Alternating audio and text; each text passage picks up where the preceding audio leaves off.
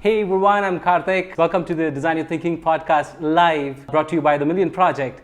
And I am so excited here because on this show I talk to people from around the world. These are people who are creatives, entrepreneurs, and nonconformists. And I'm so stoked that I'm being joined by someone really special. For the benefit of people watching us now, can you talk a little bit about yourself? What you are, where you come from, okay. Yeah, all those things. So, Vidya, obviously. I'm actually Sri Lankan Tamil. I was born in Sri Lanka.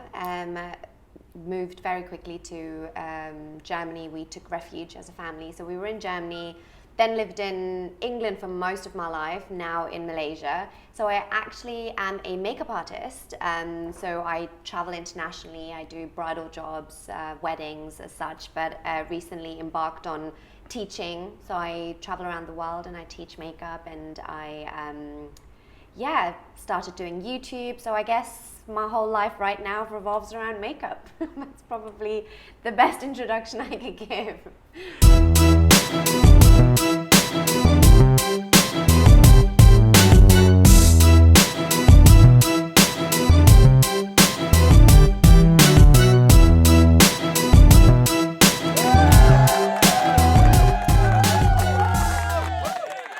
That's like a mix of a lot of things. Probably we should. The best way I would really be curious here to know more about your roots, where you come from, how your childhood looked like. Can you talk a little bit about maybe go back to 1990s?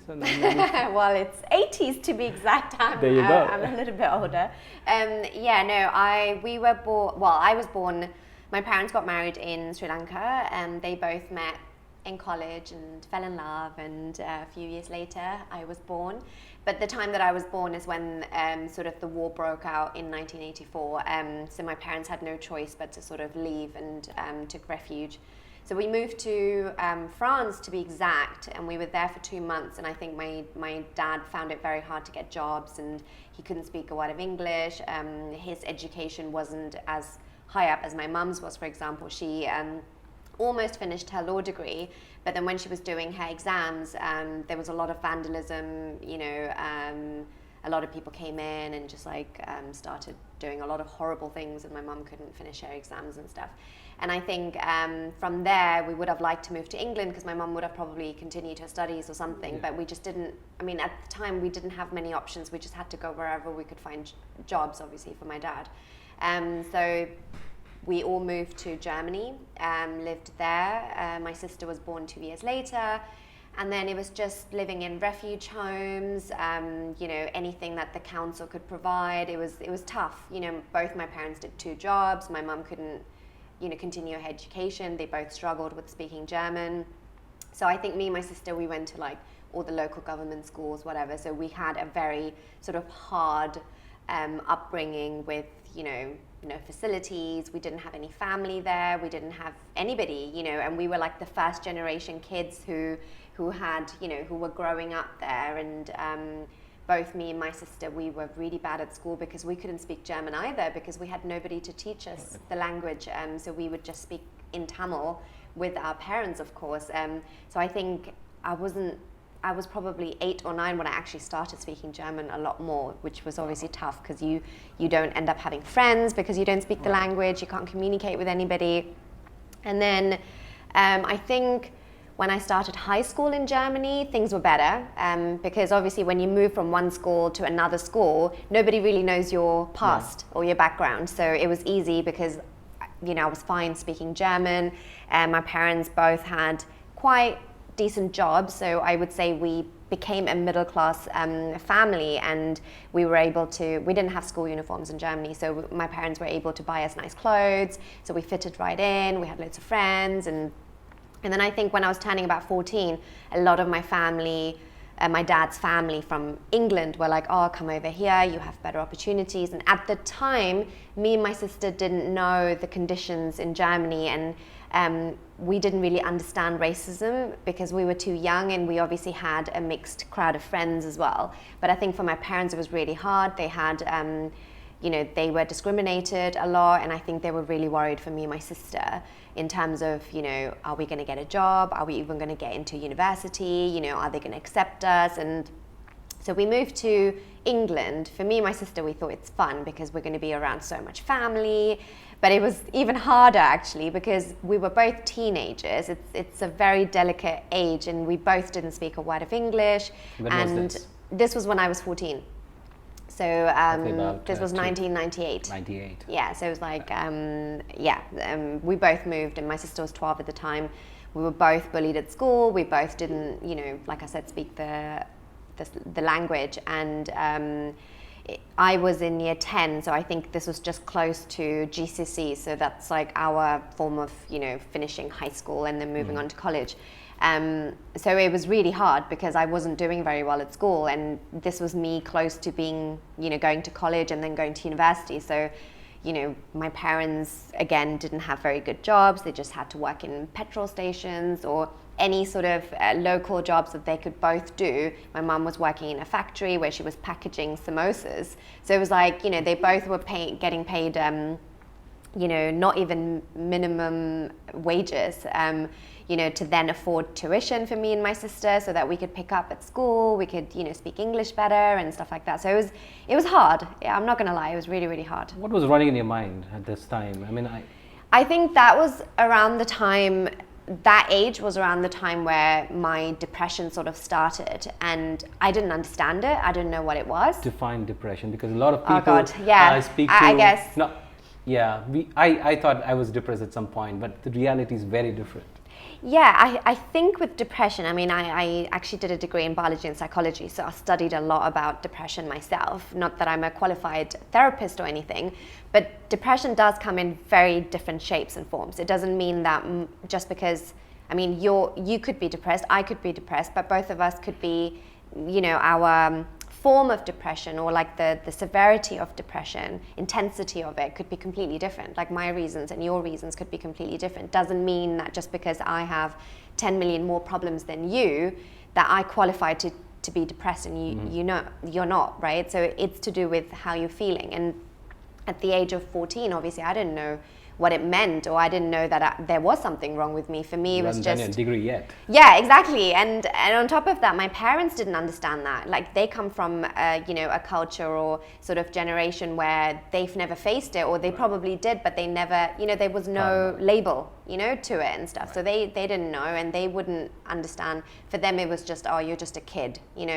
What sort of problems could you possibly have? Like, you have the house, you have education, you have clothes, that's their mentality, obviously, right. Coming from a world where they were, they saw war, they saw people dying, they saw a lot of their family members pass away. So for them, they didn't think, for them it was like me and my sister were having a luxury life, whereas for me and my sister, having moved from Germany to England and then being bullied at school and being, teenagers, you want to be popular, you want to kind of be liked, you might fancy a boy at school, there's a lot of things, right, which I know everybody goes through, but I think for us it was just that pressure because we were the first generation and my parents wanted us to do well, and not understanding so many things. It was just so many changes at that age, where for me it was just like, I was so unhappy, I was so miserable, I found it very difficult to make friends with people, and I would just come home and, I'm not even exaggerating when I say that I probably cried myself to sleep every single day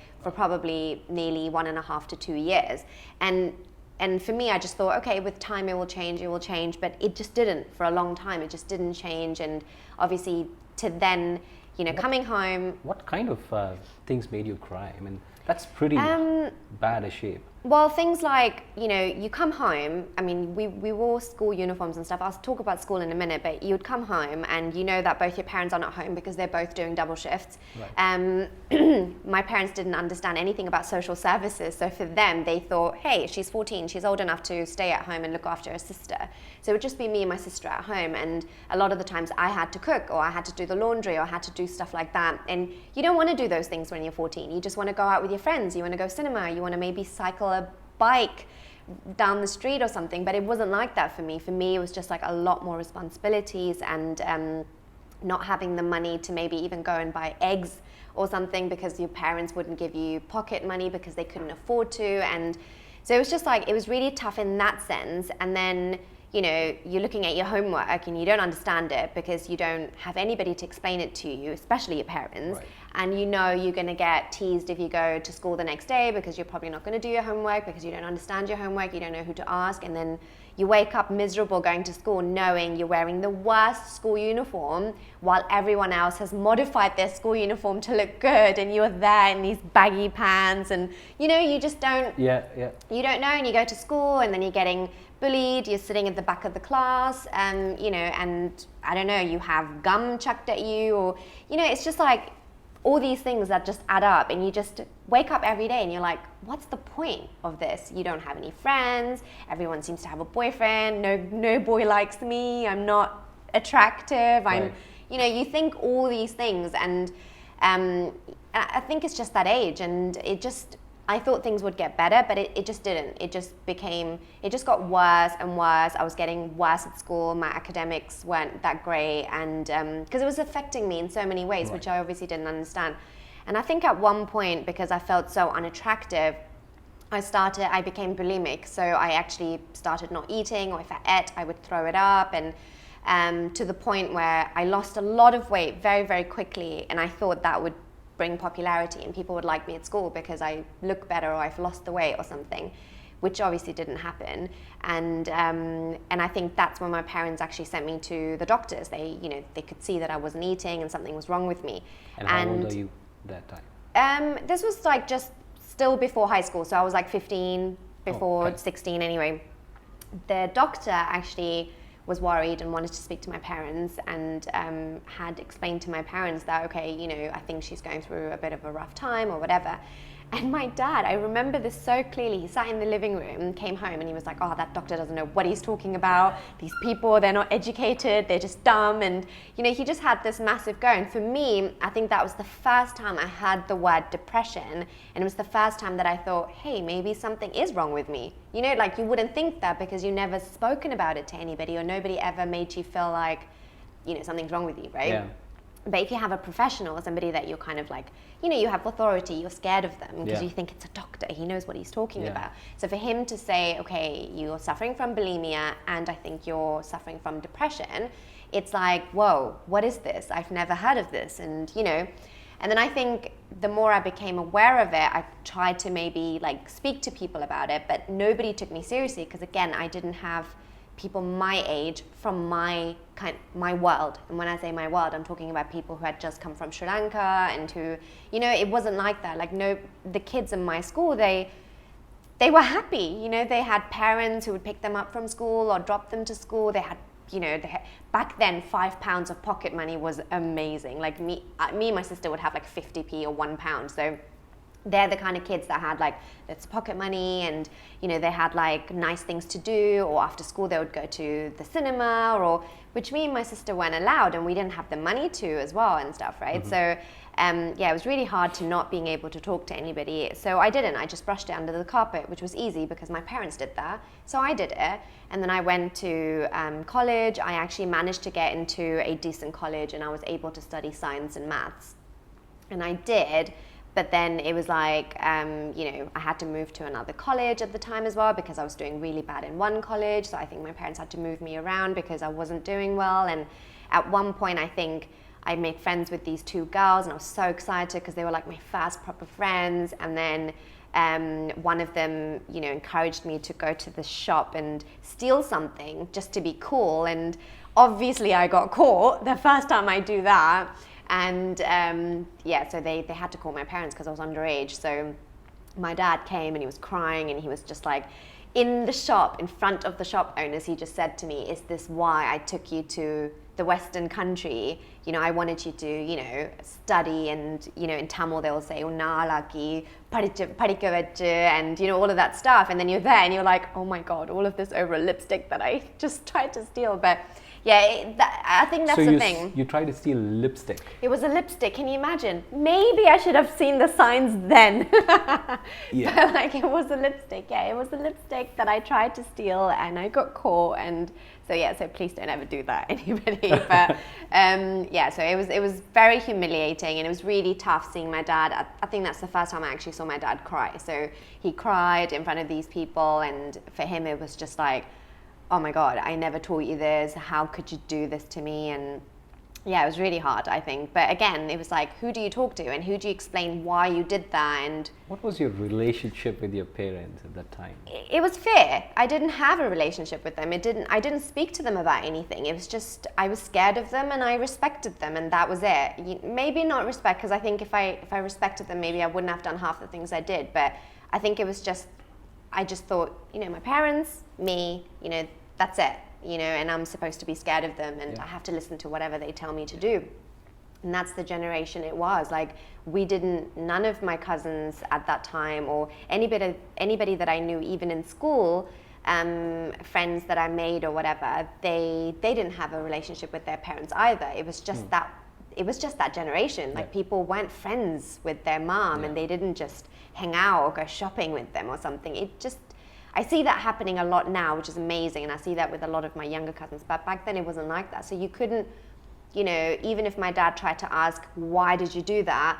I didn't have an answer, because for me, it was a lot of build-up of a story. I wouldn't know where to start, right? So, and then I think, so college was hard, obviously. I was just doing silly things, getting myself into trouble, and then eventually I got into uni. And I think going into uni, my parents at the time they said to me, you can't apply for a university that's outside of London, because they didn't want me to move out. My parents were very strict. I wasn't allowed to obviously leave.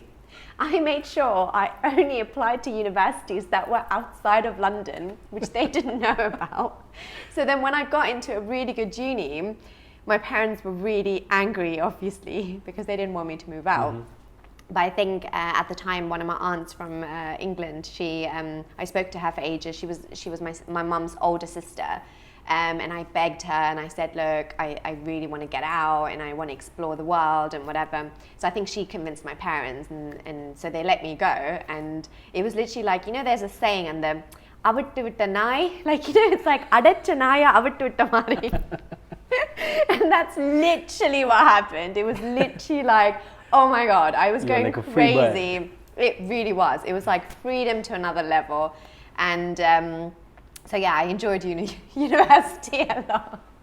But even though I enjoyed it, obviously, I was still, there were all these feelings deep inside that were there that I had always just brushed under the carpet, that I never really resolved or talked about or anything and stuff. And I think the more I got into relationships, whether it was friends or whether it was maybe a guy that I met or just anybody, any relationship in general, I struggled with it because I didn't know how. I didn't know.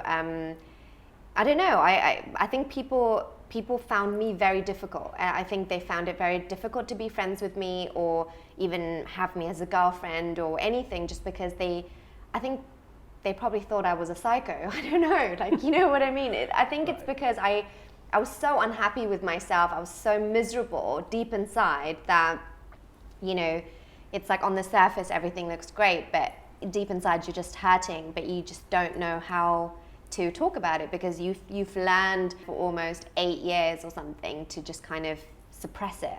So where do you, what do you say? Right. You can't easily just be like, hey, I have a problem, because you weren't even aware that you had a problem.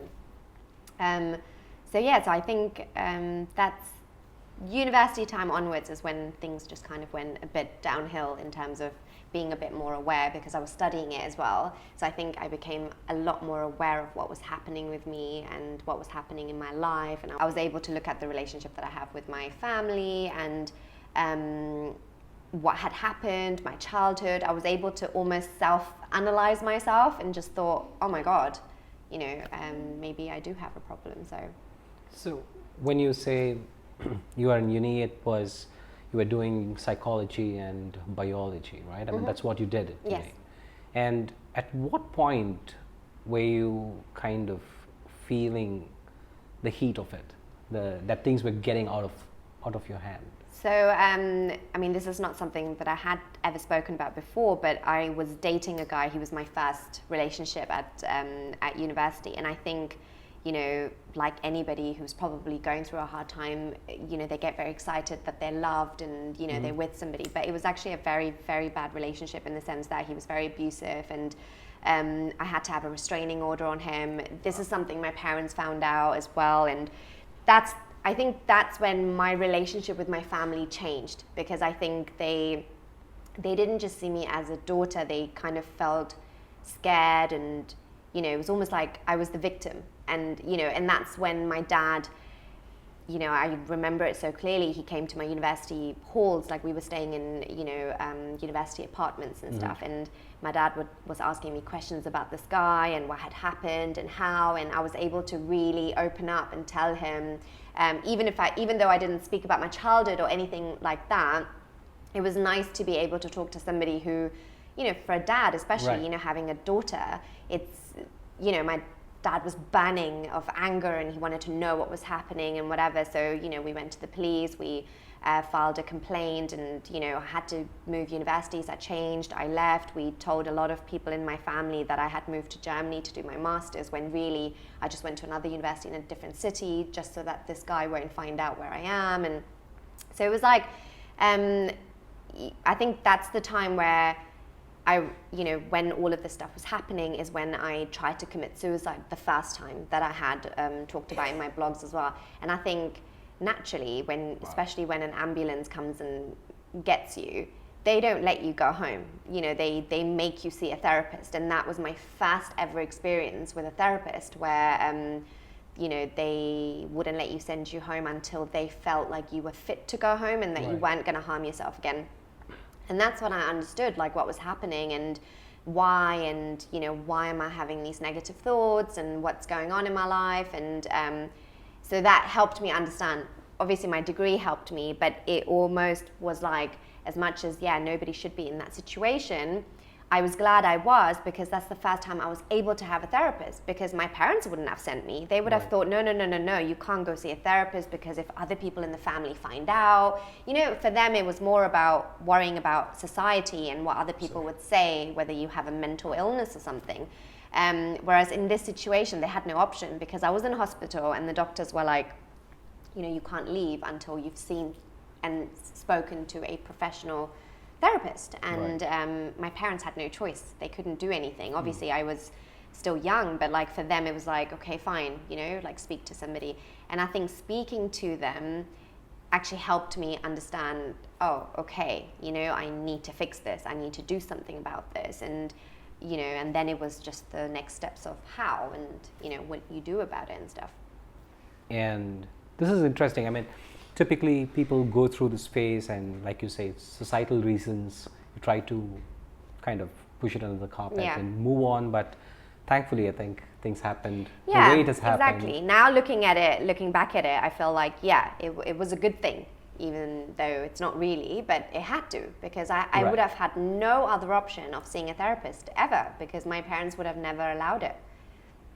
Realization sometimes is hard to come by, but when it comes by, in your case, it kind of has helped you move, you know, few notches ahead perhaps. So what was running in Vidya's mind? Now you were 20? I was 21. 21? Yeah. 21-year-old girl who kind of went through an episode of depression, quote unquote, and was admitted coming out of the hospital. What was running in your mind? You know, was this the end of the world? I mean, this is it. Or no, I think for me it was. I mean, it was a revelation speaking to a therapist and actually understanding what's going on, and that you have a huge problem and you need to fix it, and you don't really even know where to start. And then I think the other one was my dad. It wasn't my 21st, it was my 23rd actually. I was 23, and for my 23rd birthday, my dad, who usually in Christmas cards or birthday cards just writes, "To Vidya, love Dad," he got me an A4 size card and wrote in Tamil on both pages, I can read Tamil, but it takes me much, much longer. So I kind of got my mum to read it. So I woke her up and I got her to read the card for me, and so I could hear it. And we both cried because my dad just spoke about how he felt when I was in my mum's tummy and what he kind of imagined for me and stuff like that. Sorry, I'm just getting a bit emotional. Like I've got the card and I've always wanted to frame it, but I think it was like so it was so private and so personal, like sort of thing. So I kind of wanted, I didn't want to show it to the whole world, obviously. I just wanted to keep it to myself and stuff. But yeah, so when he wrote those things, like it was just, it made me realize, even though me and my dad never had that relationship as such, like a friendship, like how much I meant to him and how much he needed me to be alive, and live, as you could put it that way. And so I think after I read, my mum read the card to me and stuff, my dad was washing up downstairs, and I kind of went downstairs and I hugged him and I said, I will live for you. I will try my hardest to live for you. And at the time, what I meant by it was, even if I'm not happy, even if, I'm not going through,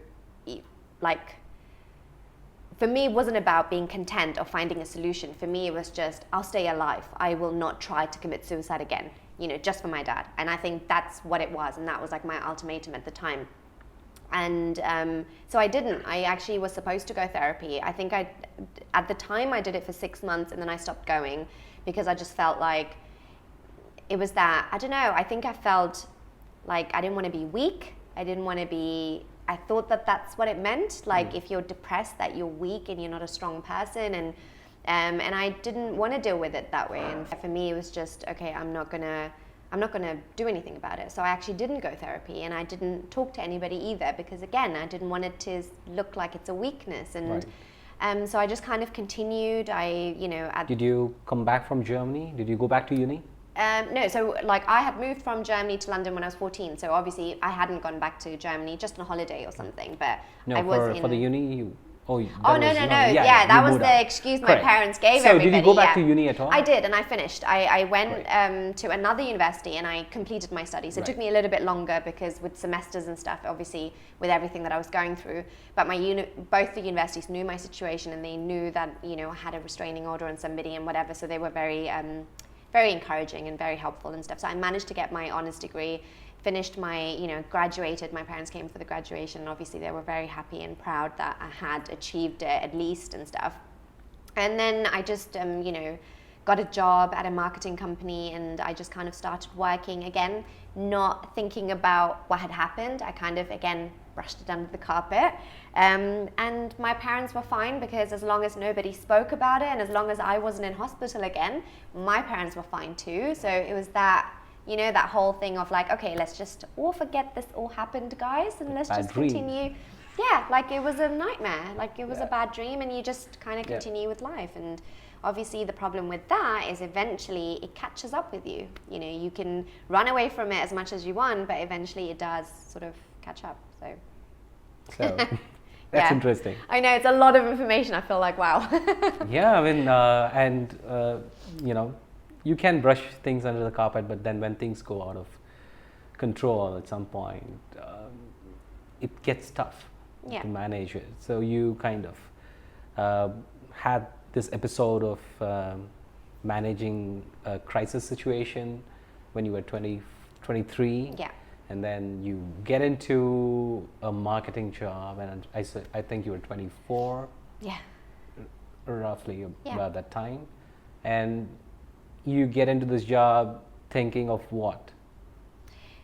Again, making my parents happy. It was just, got a 9-to-5 job. I'm earning really well. My parents are proud. They can go and tell everyone that their graduated daughter got herself a nice job. And, I think with a lot of Asian parents, that's what they want. They want you to go to school, do really well, get a really good job, and get married and have kids, and that's it. It's almost like you can't have any other say or kind of deviate from it. And for me, I was doing this job, and, I would come home. What did career mean to you at that point? Typically people, kids come out of uni, course. and then your career and so many things run in your mind. What was it like? For me, it was just getting, a regular income. It was just a career for me meant, you're able to pay your bills, you're able to pay your mortgage, and that's about it, you know. And the only comparison I ever had were my family, my parents, and that's what they did. For them, their career was providing for the family. It wasn't, you know, I don't think I've ever at that time asked my parents even if they even loved what they did. It was just you know, that's it. You wake up, you go, and you're just like a robot, and you just kind of do it. And my parents did it, so I thought this was my turn to do the same. It's just obviously that wasn't the case. I would come home and I was very miserable. I didn't like my job. I mean, there was nothing wrong with the job. I think I just wasn't the type of person to sit behind a, you know, a desk and stare at a computer, and it just wasn't my thing. And whenever I came home and I was, you know, like after work, normally people would just want to, I don't know, go out with friends or do something. I would just come home, have dinner, and then just go to sleep. And I would be in bed by like 8:30 latest. Wow. And just like wake up again and go to work. And I think just after a month is the first time my parents kind of, especially my dad, sat me down and was just like, okay, you know, this is odd. Like, you know, normally people come home and they've had a long day at work, so you kind of want to, you know, do something, maybe even watch a film or something. And so I think my dad realized how unhappy I was at work, so he kind of just you know, asked me, which was a surprise because I don't think my dad would have normally asked me. So I said to him, I'm just like, I don't like the job, it's not for me, but I don't know what else to do. I did a degree, and this was the first job I found, and it pays very well. I don't know what to do. And during that time of confusion is when this designer in London, who didn't live far from me at the time, was part of some university show, and she was doing a fashion show. And, you know, that was the time we had High Five and MySpace and MSN and stuff. So she saw my profile on High Five, and she asked if I was a makeup artist. And I said to her, what made you think I'm a makeup artist? I'm not a makeup artist. And she just said, oh, like you did your makeup very well on yourself, so I assumed you were a makeup artist. But anyway, I've got this fashion show, I've got 8 girls that I need to get ready if you're interested. And I was thinking, I just told you I'm not a makeup artist, but she just gave it to me anyway. She just said, well, if you're interested, you know, you could come and get these girls ready. And it was like a light bulb went off. And I remember that day I was in my room, I, you know, I got offline and went down the stairs and said to my mum, can I borrow £300? And she looked at me and she was like, what the hell? And then I said to her, I'm just going to go buy makeup. And she was just like, my mum, who's normally, she would have looked at me and she would have just said, oh, or something. You know, she would have just like had a remark or something. Right. But it was the first time she actually didn't even ask questions. She just said, okay, fine. That's all she said to me, which was really bizarre. So she gave me the money. I went to a local drugstore and bought any of the local drugstore branded makeup that I was used to. I could afford, and bought like a whole little kit. I bought a little box, put all the makeup in there. I was so excited. Got a little, you know, all the brushes and everything. And I said yes to the girl. I said, okay, when is it? It was like the highlight of everything. I was so excited. I went there. I had 6 hours. I got 8 girls ready. I did the hair and makeup, and I was sweating. I was under pressure. I was just so nervous and everything. But then when it all finished, it was the best feeling in the world that I just couldn't describe. And I thought, you know what? I earn money from the job that I do, yet I don't like it. I didn't get a penny for this. She didn't even cover my travel costs. And I was like, but I love this. I want to do this. And I went home and I said to my dad, I want to become a makeup artist. To which my mom and my dad at the time were like, yeah, you're crazy. Like, that's not going to happen. Right. And I said to them, listen, I've got a degree. I did what you guys wanted. I can get any job any day because I have a degree and I can get that 9-to-5 job. I'm like, can I not just try this out? Surprisingly, my dad, thinking it wasn't going to work out for me, just said, okay, you're young, you're not married, so fine, have some fun, and then get yourself the 9-to-5 job. So I thought, okay. And yeah, so I just kind of thought, right, let me just start. So I opened a Facebook account in 2008. And I remember I got 1,000 followers within like a few months.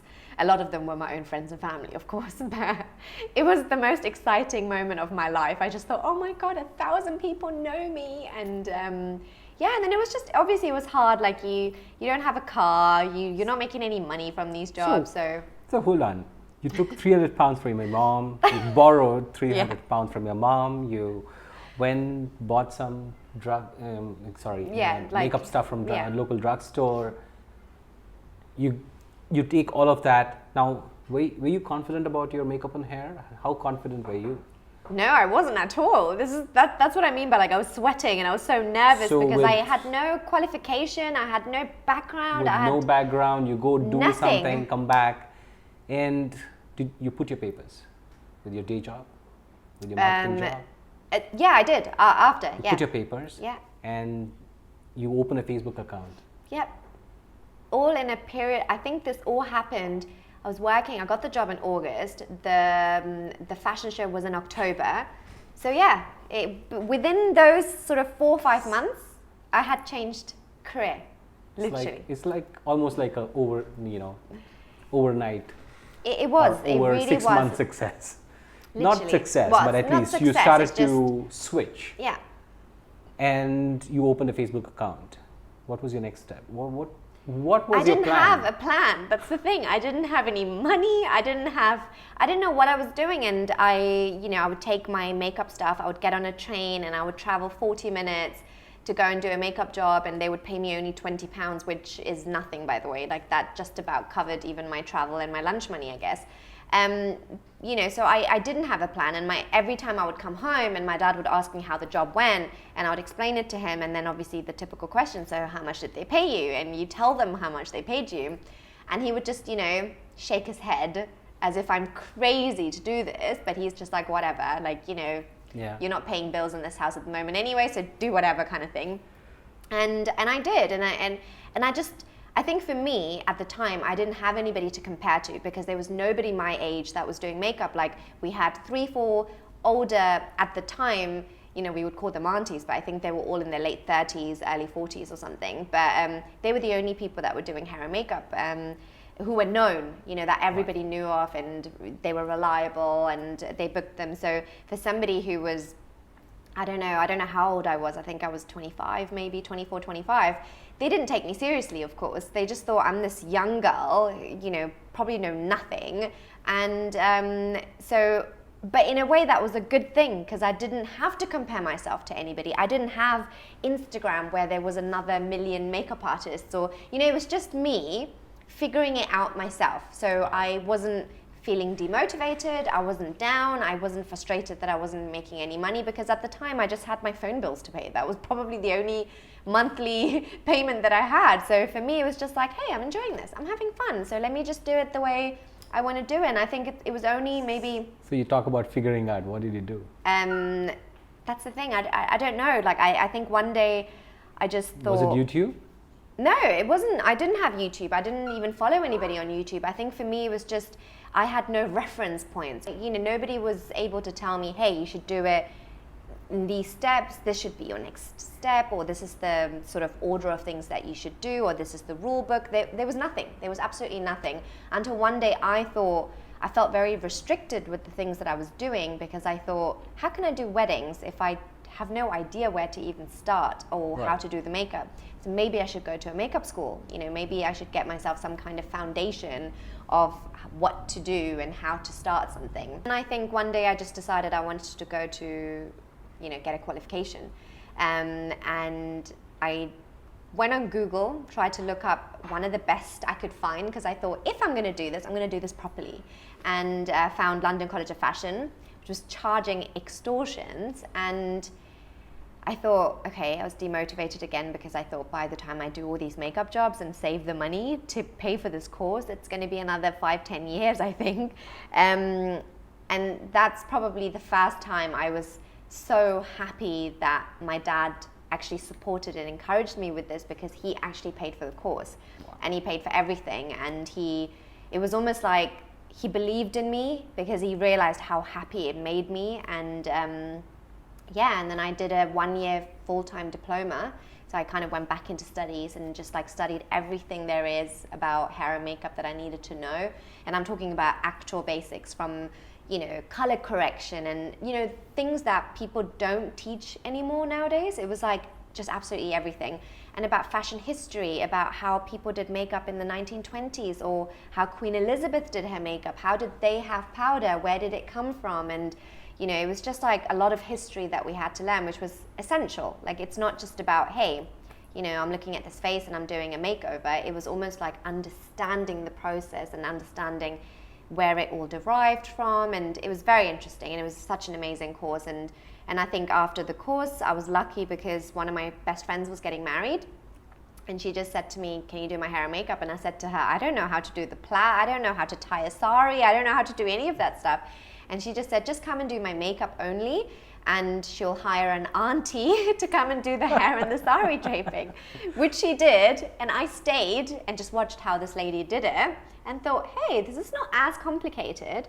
And then I just started practicing, and then, you know, I don't know, 10 years later, I'm here. That sounds pretty easy. That's easier sometimes said in few words, I think. Like, but when it, again, let's go back. I just don't want to run that fast, perhaps, with the 10 years. So if you went back in time again to that moment, you did that makeup for your friend, and it was a Tamil wedding. Yes.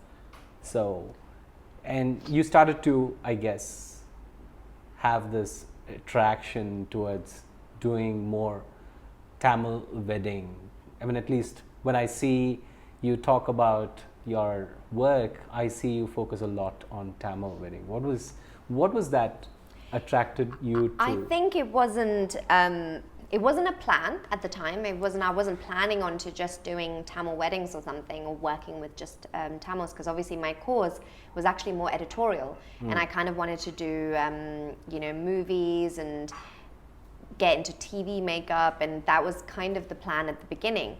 But then, I don't know, like, I think the more Tamil weddings I did, and a lot of the people that would come into the room and would say, oh, iva chinna pilla, iva konam theriyadhu, like, you know, I almost wanted to prove them wrong. And I wanted to kind of feel like, no, you know, it doesn't mean that you have to be of a certain age, you have to have studied in Sri Lanka, and, you know, it doesn't have to be that way. It could be anybody.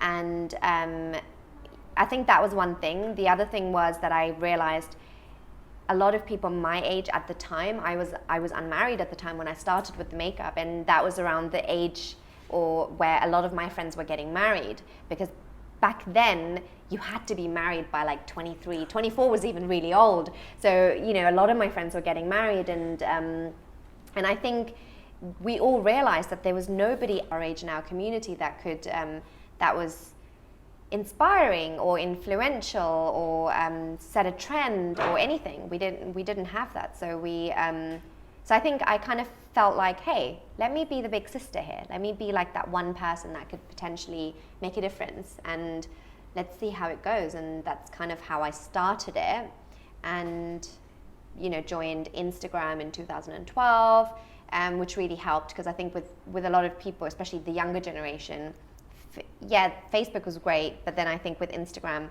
because it's very visual, people were able to see my work a lot better and were able to comment on it, and it was just like an easier platform to kind of just showcase. It was almost like I was using it as a portfolio, you know, just like putting all my work up and people were looking at it, and advertising myself, I guess, and stuff, and just like decided, since I was quite enjoying this whole social media world, you know, joined Snapchat or Twitter or all these different things, and, you know, eventually a few years later I joined YouTube. I just thought, let me try it out. You know, everyone's doing it, everyone's talking about it, let's just like see. And I think I was one of the first to do it, and I think I was one of the first to have started this whole trend of, hey, anybody can be a makeup artist. You know, it doesn't matter. You don't have to be a doctor or an engineer or a lawyer to be successful, or and, well, when I say successful, I mean, that's how my parents would look at it. For them, success means you're bringing in a certain amount of income every month. And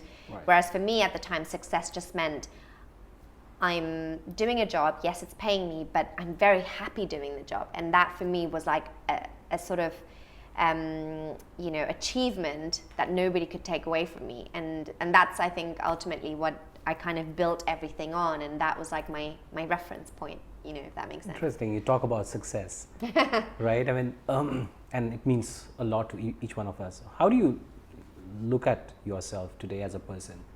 Because from what you said, you seem to be somebody who loves challenges. Yeah. At least it seems to me that way. Yeah, I guess And you so. thrive, looks like, and from the definitions of success, it also seems like you value some other systems more than what typically the world sees as success. Yeah. How do you, I think how do you look at yourself as a person? I don't know.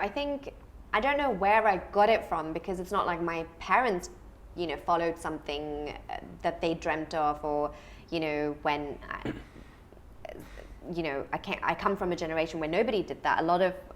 I come from a generation where you had to be a doctor or an engineer or somebody, like that and that was regarded as being successful.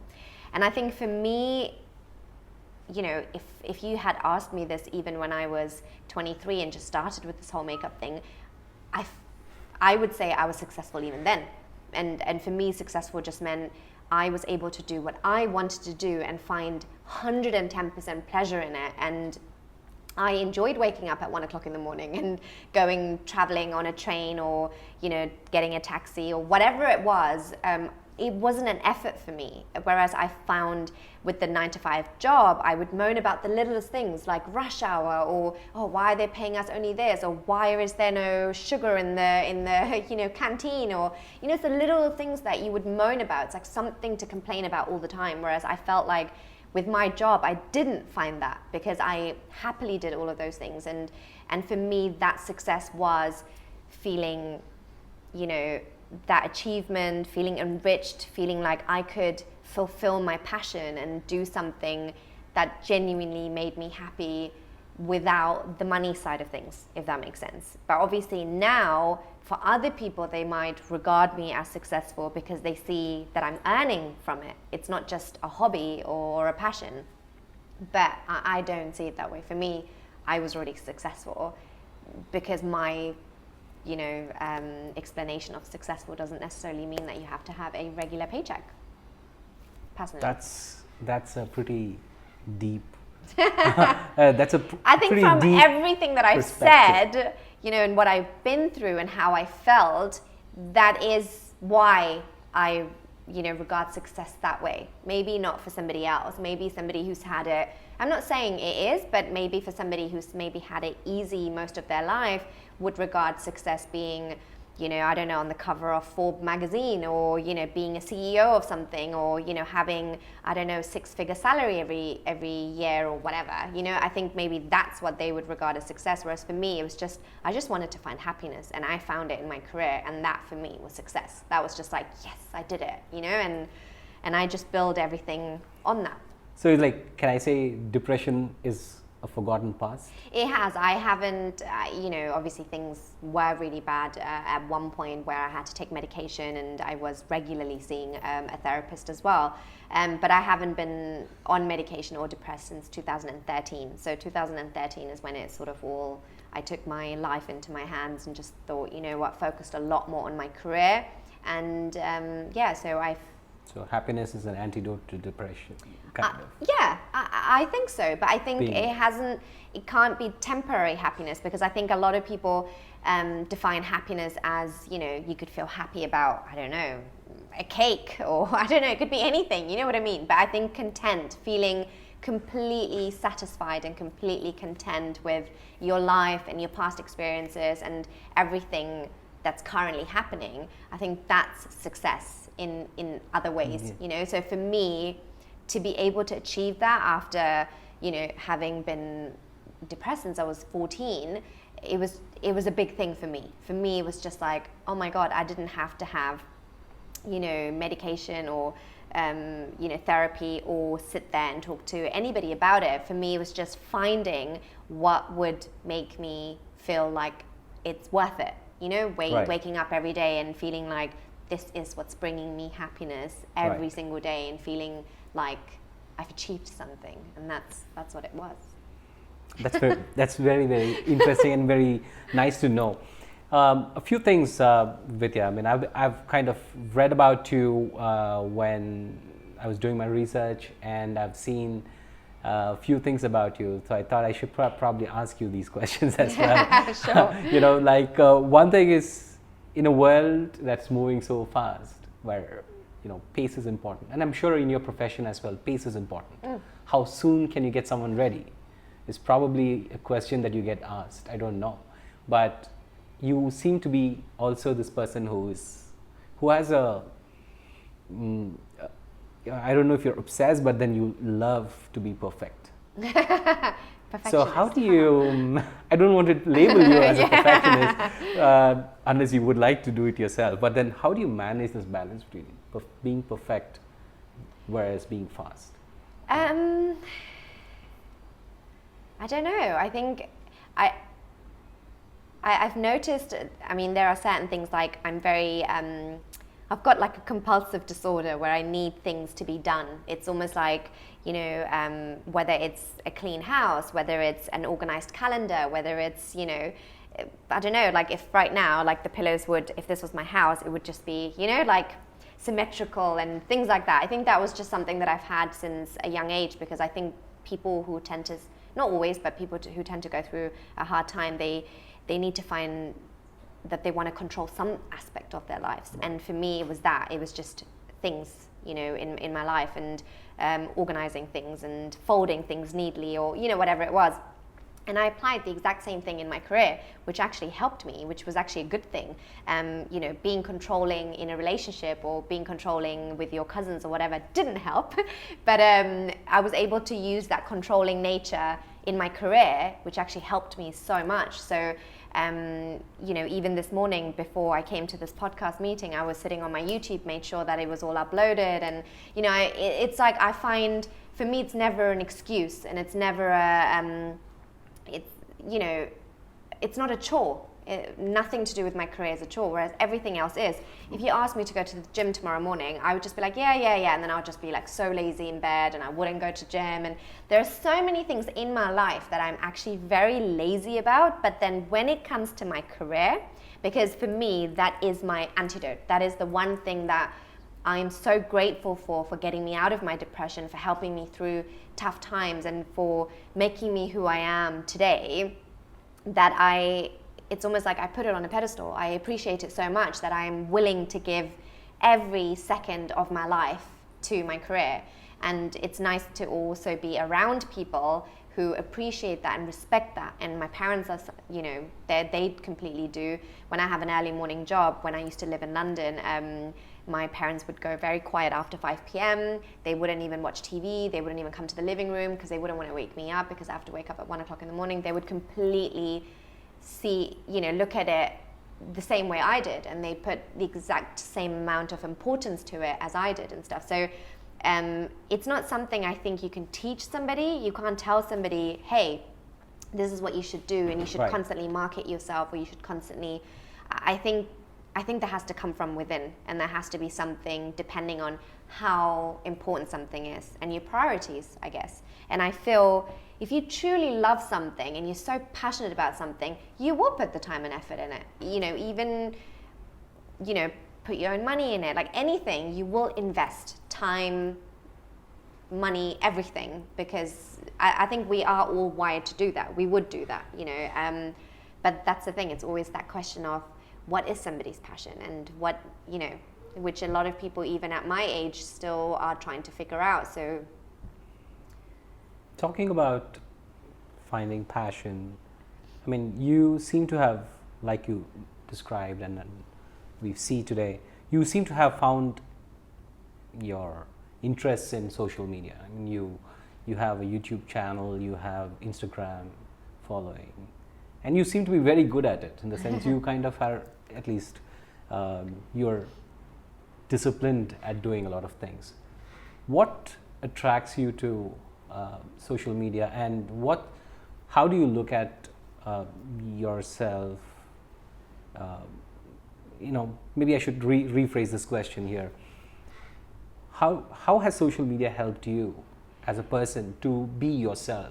More often what happens, you switch on the camera, you become somebody else, or it's not a natural thing to talk to a lens. Yes, I think I was always the type of person, my parents would always say today, that as a young child I would just talk to my Barbies, or I would talk to, so it was, talking wasn't difficult for me. And if I had presentations at school or university or something, it wasn't something that was difficult for me, because I think I was so desperate for somebody to listen to me, because I didn't have that all my life. I didn't have loads of friends or whatever. Like, I think it wasn't difficult. But then I think also it's just educating yourself, like understanding how social media will help you. I obviously came from a world where it was very difficult to advertise yourself. We just had Facebook, and not everybody used Facebook at the time. So it had to be word of mouth. It had to be you doing a lot of free jobs before somebody noticed you. It had to, you having to negotiate your prices to a crazy amount just because you wanted that family to go and tell somebody else to book me, if that makes sense. Whereas it's not like that anymore now. Of course, word of mouth plays a huge role in terms of customer service, but you can advertise yourself on social media so easily now, and you can reach so many people so quickly via social media, which I didn't have when I first started. And because I see the difference of how hard I had to work 10 years ago to how much easier it is now, of course I'm going to put the effort in it, because I know how easy it is now. So when I see people who are very talented in terms of, you could be a photographer, you could be a designer, who messages me and asks me, how do you do it? How do you find the energy to post? Like, how do you do this marketing? How do you post on YouTube? For me, it's just as simple as that. I'm just like, well, you're being lazy then. You can't expect to be popular or for your work to be seen by thousands and millions of people if you're not going to put the work in it. You're a walking advertisement, and if you don't have a portfolio ready as such, because back then you had a leather bound portfolio, printing out good quality pictures, and walking around and going to interviews or going to castings and things like that, whereas obviously it's not like that anymore now. So for me, I'm just like, if you're not willing to advertise yourself and your talent and your work, nobody else is going to do it for you. It's as simple as that. And for me, obviously I have to, but at the same time, I think it was little things like a lot of my cousins who are, over a generation young, like over a decade younger than me, who are, in their 20s and stuff, they're facing a lot of the things that I faced when I was younger. And I didn't want them to go through, the struggles that I went through, or for them to take years to kind of find a solution to their problems. I thought, okay, it's easy for me to sit with my, at the time, maybe 15-year-old cousin and say, look, this is how it is in school, I know, and whatever. I thought, if I could help this one person, why can't I help so many other 14-year-old girls? What is there that I could do to maybe help other people who might have been in the same situation as me and who have nobody to talk to, or who have nobody to listen to?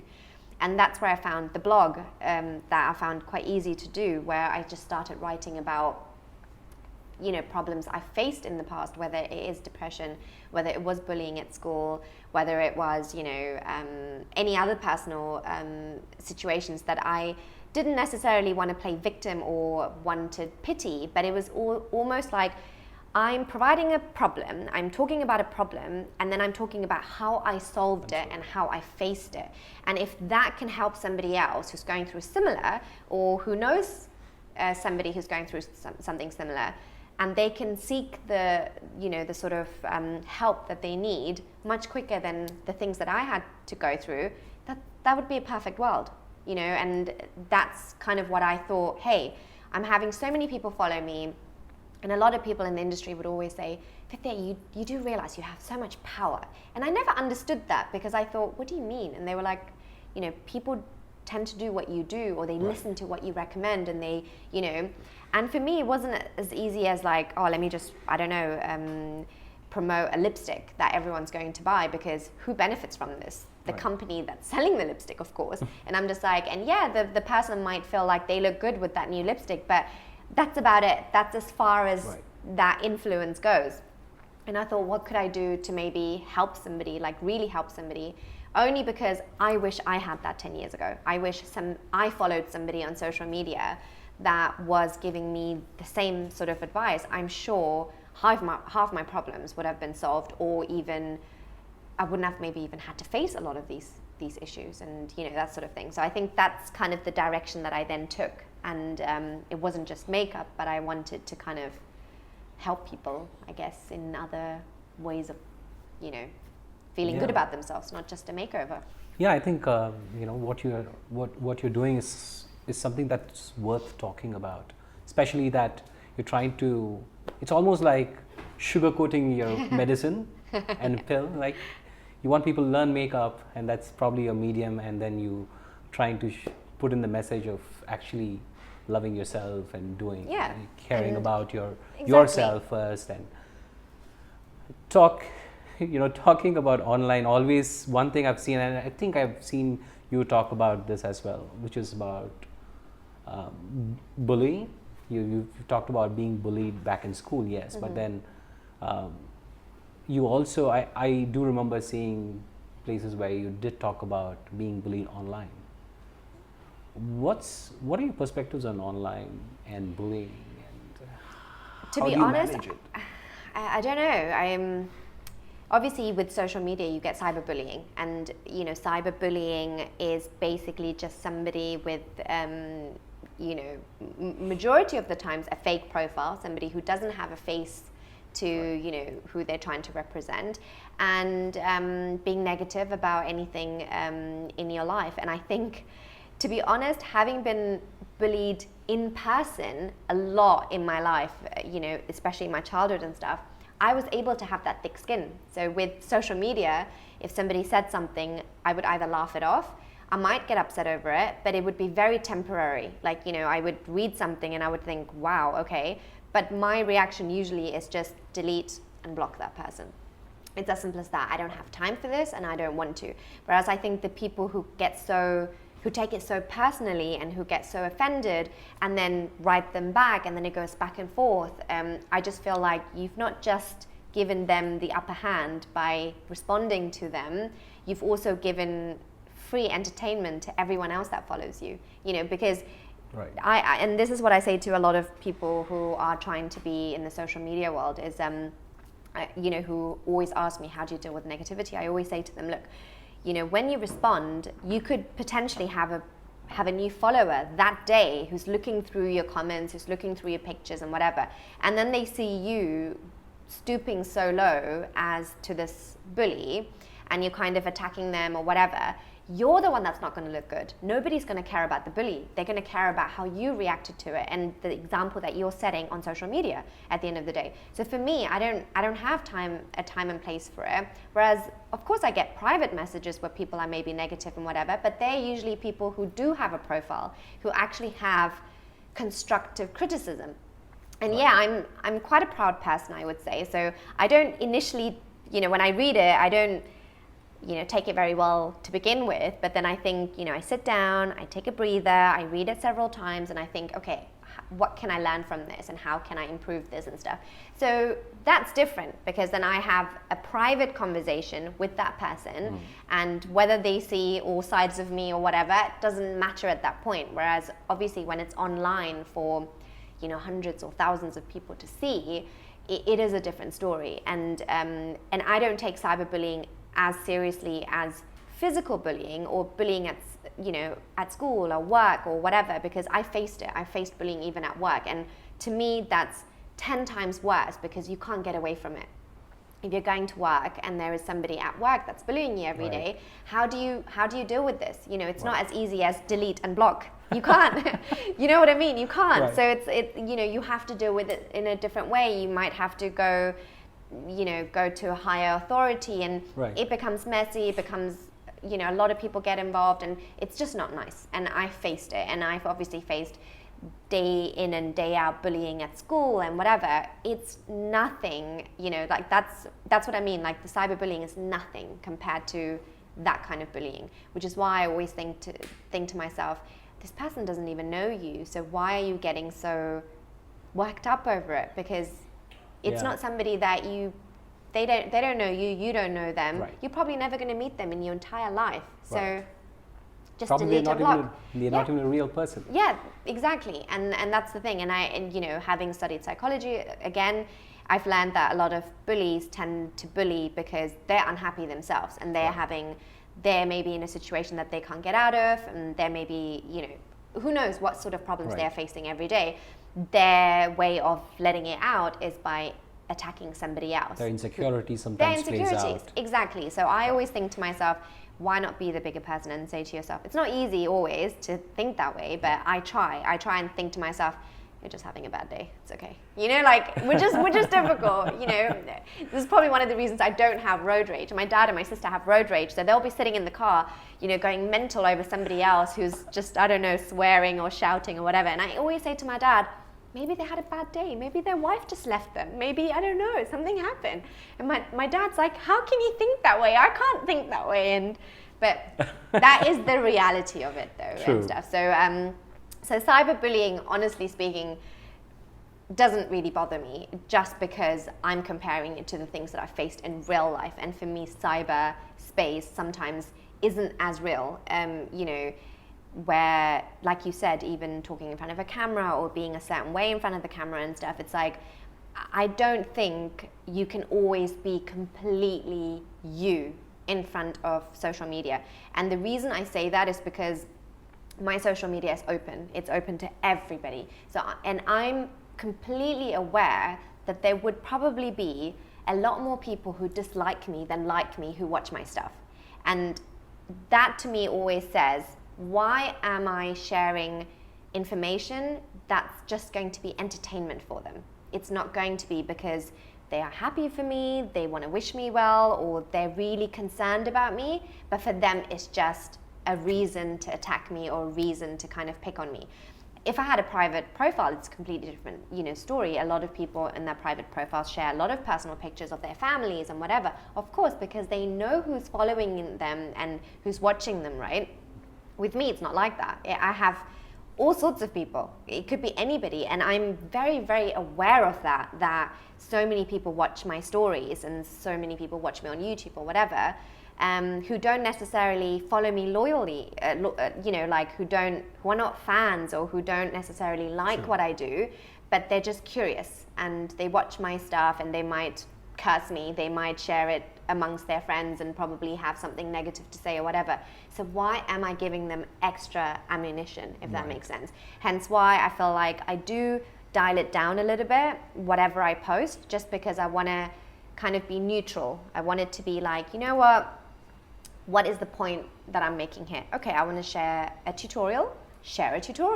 It doesn't have to be anything else. To just get it to the point. So whoever's watching can watch and be like, hey, I've learned something. Okay, thanks, Vidya. And then move on. And not be like, I don't know, I could be doing a tutorial drinking wine. Why? Why do I need to do that? Do you know what I mean? It's like you're asking for somebody. Doesn't really matter. I mean, yeah, but then at the same time, it could be somebody messaging, talking about me drinking the wine, not the tutorial. Does that make sense? It's like, why are you causing or creating something where people can sort of attack you for it, whether positive or negative and stuff. Talking about online and cyberbullying, being a lady yourself, I've seen a lot of, I've spoken to a few people who in the past talking about why you don't do YouTube or why you don't do too much of posting pictures online. People talk about pictures being used for the wrong reasons and stuff like that. What's your opinion on that?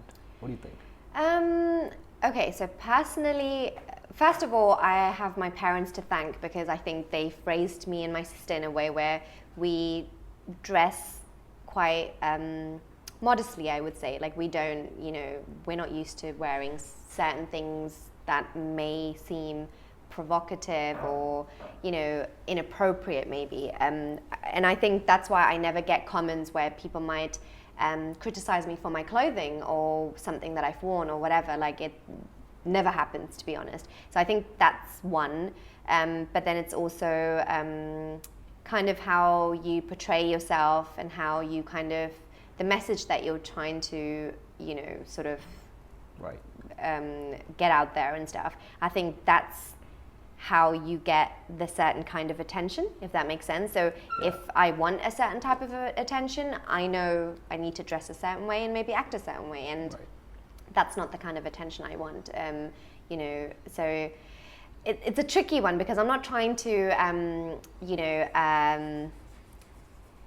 not trying to judge anybody here. Obviously, everyone is entitled to wear whatever they want and be whoever they want. But I think when it comes to the social media world, it is, again, it's a world of marketing yourself and advertising yourself, and what you portray or what you send out or the message that you send out, that is what you're going to get in return. So I think with especially your pictures may be used, you know, wrongly or whatever. Again, I don't know, if you have a picture up with a nice sari and whatever, I don't know how they can completely distort that image. Sometimes I think in Mauritius recently, somebody used my sari picture on a flyer for like an ethnic event or something. Wow. And somebody sent it to me and said, oh, you should sue them and whatever. And I don't react to stuff like that because I cannot stop that from happening. You know, I could go and message them and say, hey, you guys are trying to make money from free advertisement by using my picture on there or something, and make a big deal out of it and go to court and whatever. And I'm just like, I don't have the energy for it. I'm just like, you know what, I don't mind. Like if somebody, you know, there are actually a lot of people even pretending to, not necessarily pretending to be me, but using my pictures as their profile pictures on their Facebook account or Instagram account or whatever. And again, it doesn't bother me because I can't stop that from happening. Right. If I'm going to be on social media and if I'm constantly posting pictures of myself, I can't stop people from stealing those pictures and doing whatever they want with it. It's just the day where somebody uses it in a way where, you know, it is very, very inappropriate, then maybe I'll take action. But again, so if I'm going to put up a picture of me in a bikini, for example, yeah, I can probably expect people to use those pictures for, you know, can you imagine? Reasons. You know, they could put it in a magazine for something, or they could do anything with those pictures, right? So I'm not going to do that. So I think that's kind of, if you have self-respect and if you do feel like, you know, you have a good reason, I guess, to be on social media, and what you're kind of, or the message that you're sending out on social media is, you know, appropriate and it's very modest and it's very humble, then you shouldn't really face that problem. So I think people shouldn't really be worried so much about it. But and I think the other great thing with social media nowadays, which wasn't the case maybe even 4 years ago, is that they have a lot of safety and a lot of sort of new aspects to it. Like with YouTube, for example, nobody can now steal your videos and post them on their page for whatever. I think I had my sari draping video where, I mean, I'm not somebody to show my tummy, but I think in that video, because it's a sari, obviously, you see a little bit of it. But it was still stolen and put in a, you know, somebody opened a fake profile on YouTube and just added it to those videos about women with navels, or, you know, that it was ridiculous, of course. But then in that folder, they had a lot of very inappropriate videos as well. And obviously mine ended up in there because they stole it and uploaded it. Now YouTube has you know, created something on there where nobody can actually do that, especially for somebody who has an authenticated account. Nobody can steal your video, so then you're kind of safe from that. Just like how with cyberbullying and stuff, you can block a lot of words, you can block a lot of accounts, you do have the option of filtering things out. And I probably have you know, blocked nearly 200 words on all my social media accounts just to avoid certain topics, you know, and I've even blocked words like politics or whatever, because I don't want to use my social media to talk about politics either, because again, religion, politics, all of those things are sensitive subjects to a lot of people. So I'm just like, you know what? I'm a makeup artist. I'm talking about makeup. If you want to follow me, you can follow me for that. Don't be asking me about the latest president or something, you know? I might have my opinions on it, but I don't necessarily want to share it on those platforms. Right. So I think... yeah. Like, so, you know, yeah, I get your point, and oftentimes all these things comes down to your personal preferences. What do you value most in your life or in your profession? So what are those? I mean, if I had asked you what were those values, systems, or stuff in life, if I had asked you to compartmentalize your life, I think for me, one of the key aspects is setting an example, but not just an example, but setting a good example. And I think that's always been key for me, like that people can use me as a reference point, which I didn't have growing up, or I didn't have in my career. And I just wanted somebody to look at my profile maybe and be like, you know what, I want to have what she has, or I want to be like her, or I want to have that life, or I want to be as successful, or I want to be whatever it is, but use me. And I'm saying that not in a boastful or big-headed sort of way. I'm saying that because, again, I have a lot of younger cousins who face a lot of these things that I faced on a daily basis, whether it's bullying, and some of them, you know, whether it's relationship issues, whether it is depression. It's like a lot of my cousins even now deal with these things, and for them, you know, to get a message from one of my cousins in the early hours saying, hey, you know, your blog post really helped me, that is good enough for me. You know, the fact that I've helped somebody that I'm really close to, it's like a big deal for me. And I think that is what I value, like that I can have people look at my work or look at the things that I'm doing and say, hey, this is kind of inspiring them, or it's helping them. I think that's kind of what I wanted. I think maybe I didn't start off that way. I think for me, when I started off, I kind of wanted to prove a lot of people wrong, including my parents, that I can achieve a career in this field, and that I can make money, and I can pay the bills and stuff. And but then from that, you know, that very of like, oh, I want to do well and I want to earn a lot of money, kind of then turned into, hey, but how can I use that and make something else that's more positive than just being selfish and making money. You know, I kind of felt like, how can I help others with it? Like, you know, it's one thing buying them gifts, but what can I do that's a lot more fulfilling? And I find that through these blogs or YouTube videos or whatever it is. So nice. I mean, like, if let's hypothetically imagine this, that for some reason the world had to end. You know, things had to. Oh gosh. Okay. You know, this was you lost everything that you had, everything around you, whatever it is. Would you be happy as a person today? Yeah. I think I would be, just because. Is there something that you set out that didn't happen?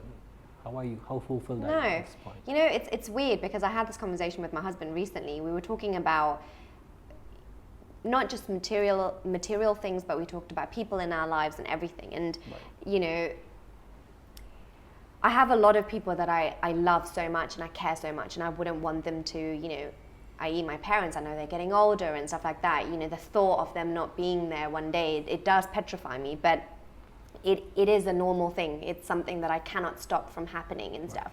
And I think if I knew today, or if somebody actually told me today that you're not going to be around tomorrow, or everything that you have is going to cease, it's going to go away, how would you feel? And for me, I think I would feel like, you know what, if it's meant to be, it's meant to be, and I'm okay with that. I'm not going to sit there and hold on to something that I know I have no control over, just because of I think I'm very content with the person I am today, and I think I'm grateful for the people in my life and what they've achieved and the places they're in. And you know, it's almost like my surrounding, I feel like, okay, I can accept it. You know, it's not, I'm not going to be like, it's not going to be the end of the world for me, if that makes sense. I don't know if that's a good thing or a bad thing saying it, but I'm like trying to say, hey, I don't care if the world. No, I think that's the whole idea is, you know, we are often chasing dreams. We are always chasing one thing after the other. You know, first you want to get that 100,000 subscribers, then the 200,000, the million in YouTube or whatever it is. But you know, sometimes it's important for us to take a pause and look back and see what we have done. Yeah, and I agree, and I think it's very easy if you're on social media to compare yourself and to say, hey, I need to reach this much and I need to do that, and oh, this person's doing it, so I have to do better and whatever. But I think those are important because it's healthy competition, and it's healthy to challenge yourself and better yourselves in so many ways.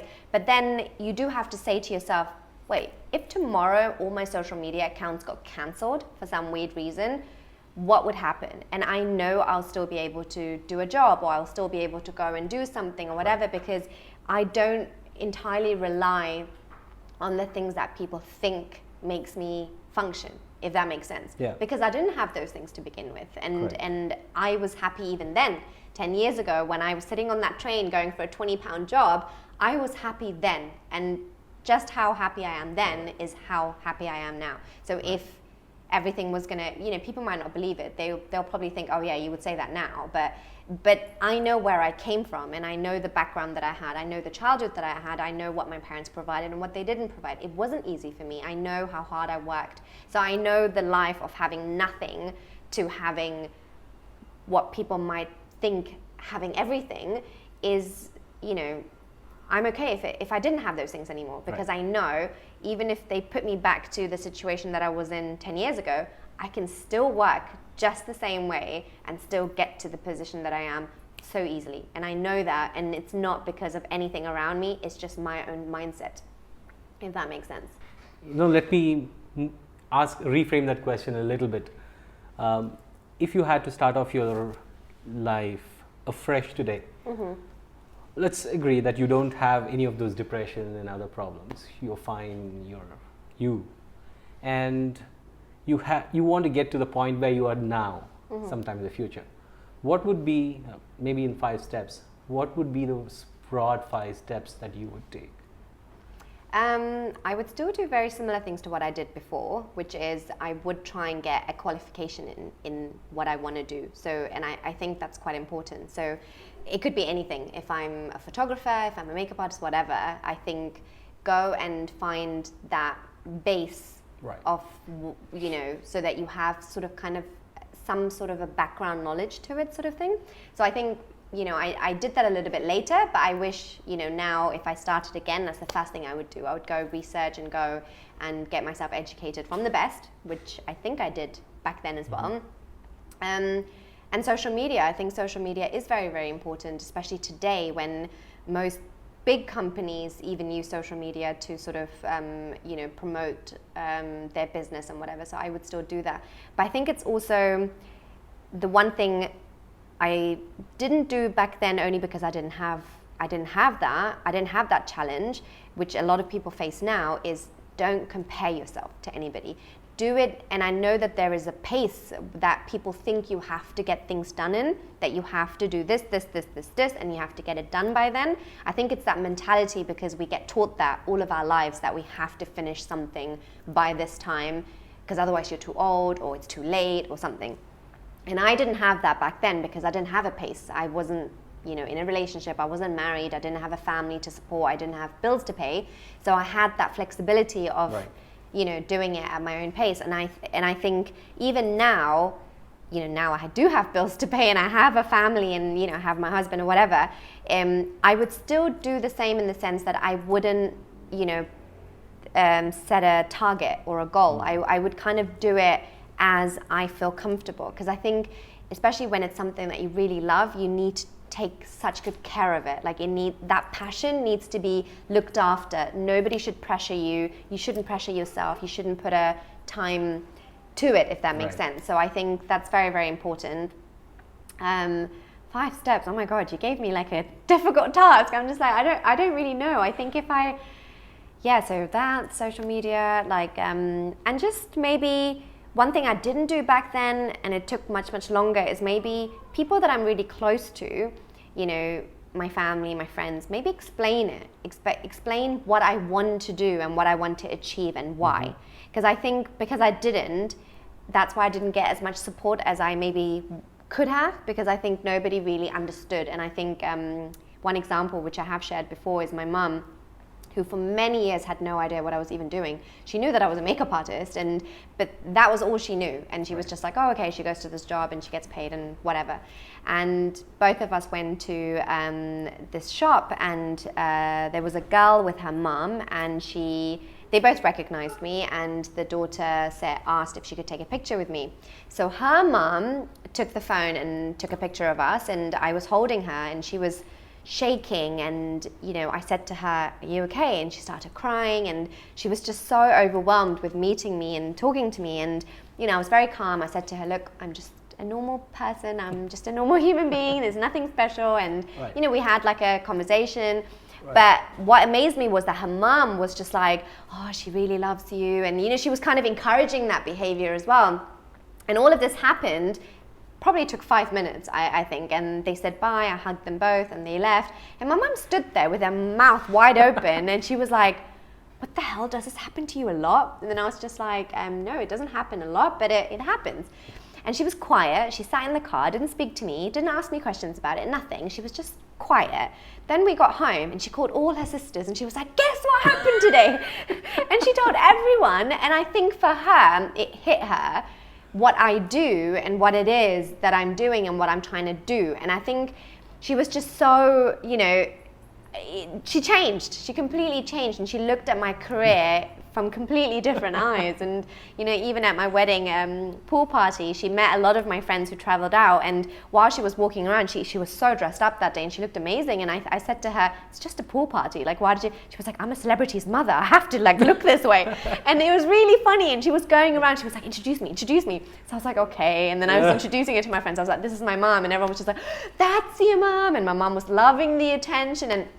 But the point is that I think it would have been nicer to have that encouragement and that support right from the beginning if I had kind of explained what I want to do with my career and what my passion is and what makes me happy. And I think I didn't, because I just thought, hey, nobody's going to understand it. They're not going to get it. And I think that's wrong, because sometimes you'll be surprised the people that would encourage you with it, who you think might not, right, but would. So I think it's important. I'm not saying share your dreams with everybody and discuss what your plans are and goals are and stuff, but just the closest people to you, especially your family, just to kind of have that support. And I think with following any passion or career, it's very important to have a support system.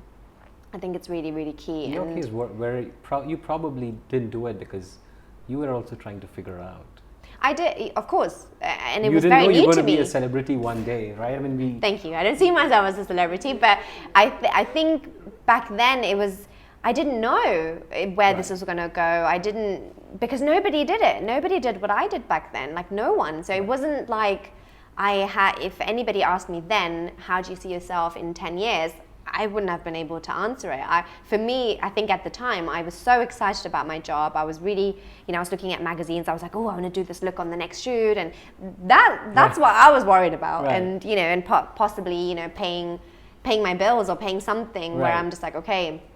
But, and I think a lot of people from that generation as well would think, as a makeup artist, you can't really earn that much, but you can. And, I eventually took over all the house bills, and I, paid for my parents' holidays. And, I did so much for my family in that sense that for my parents, I was proud, right, for them to have a daughter who not necessarily became a doctor or a lawyer, but was able to finance and look after them, was a massive thing for them. And I don't think they thought that as a makeup artist, you could ever do that. Right. And that's another thing that I was trying to say, or am trying to say to the world as well, that it doesn't matter what you do. You could even be somebody who works at McDonald's. You could potentially one day own all the McDonald's around the world. Listen in, that's for you, because that's exactly the point. We often grow up in this world where we are put with so much of pressure to become a doctor or a lawyer or whatever it is that we are traditionally told to. But I think it's important for us to listen to, the small thing that's within us that keeps sometimes murmuring. But I think that's the secret, and just listen in. And we have a story being unrevealed here. But I think that's so true. Listening to the small voice, we often try to shy away and I think naturally we do, coming from sort of like an Asian background, Indian background, we usually do kind of suppress that little, flicker of something that we have, just because we're like, oh no, nobody will support this, nobody will encourage this and stuff. And it's nice that things are changing, like yourself. You've had a 15-year career in something, and now you're doing this, and it's amazing because you're trying to, same thing, and you're passionate about it. And true. Yeah. That's what I really think you got to take away. If there is one thing that you want to take away, that's one thing. So Vidya, what is your plan for the future? I know the future is pretty open. I just talked about the world ending. No, it's not ending. Just in case you were thinking the world is ending, no, it's not ending. But the point is, we just need to make that thinking once in a while. So Vidya, what's up for the future? What do you You know, you'll be surprised, but I don't set goals anymore. So I used to as a younger, when I was younger, I used to do that a lot actually. But the reason I stopped, having gone through the things that I've gone through, you never know. You never know. Anything could happen at any time. And and if you're so set on your goals, like let's say you're doing a plan and you're so fixed by it, and then it doesn't happen the way you want it, or something, you know, anything could happen. Something could happen where you might have to sell your house, or, you know, anything crazy could happen in your life where it might deviate you from that plan, and then it will demotivate you. It will completely devastate you because you were so set and you had all these hopes just on this one plan. And that happened to me so many times throughout my life, but not to do with my career, but it's just general, you know, personal plans or personal situations. And then I realized one day I need to stop making plans. I need to stop setting goals. I need to just, you know, follow the route that it's taking me naturally. And it's fine to do so. It's less pressure, it's less headache. And, you know, it's nice to set yourself a short-term goal maybe, like just to say, hey, maybe next year I could do this, or in 2 years I could do that. Let's achieve. But if it doesn't take me 2 years, it takes me 10 years, that's okay, because I've still gone and done what I kind of wanted to do, but it's just I haven't set myself a time limit, if that makes sense. And having that mentality the last few years has really helped for my own mental health. Like whenever somebody's like, oh, so what's your plan? Like, I'm like, I don't know, I'm just kind of going with it. And it was the same thing with me moving to Malaysia, when people asked me, oh my God, like, you're going to give up everything and you're going to go to Malaysia? How are you going to do this? And for me, I was like, I'll try it out. If it doesn't work, I'll come back to London. Like, that was my attitude towards it. Like, it wasn't the end of the world for me. It wasn't the end of the world that we had no other option. My husband couldn't get a job in London. It was, for me, it was just like, yeah, it's an adventure. Let's try it out.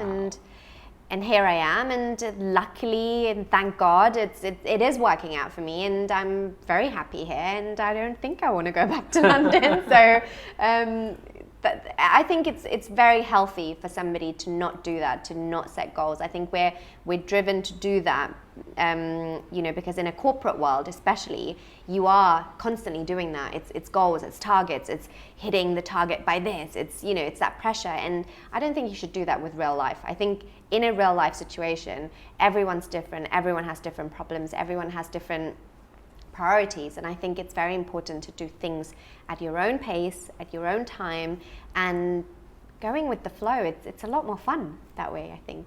That's so true. I mean, but given the fact that you kind of been somebody throughout the history, I see that you focused, given priority to education a lot, right? I mean, learning from London School of Fashion. Yeah. Though it's expensive, do it. Yeah. Learning from the aunties. You know? Yeah. And I know that you are actively doing workshops and stuff like that. Mm-hmm.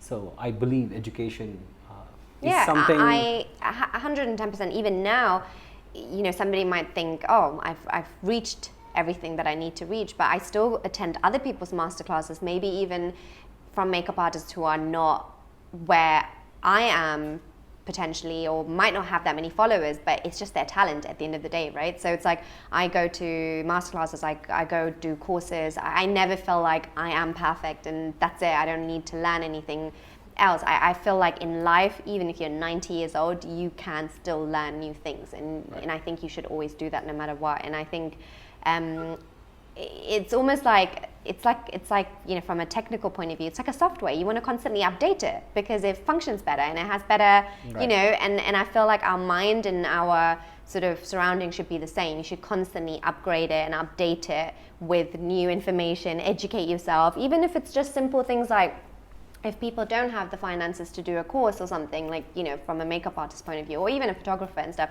just go out there and just play around with it. Like, you know, buy yourself a camera, just like, you know, I don't know, like watch things on TV, watch things on YouTube, self-educate yourself. No matter where it comes from, I just think knowledge is very, very important, and, you know, should be something they should always continue to do, I think. My husband asked me yesterday if I want to do horse riding classes.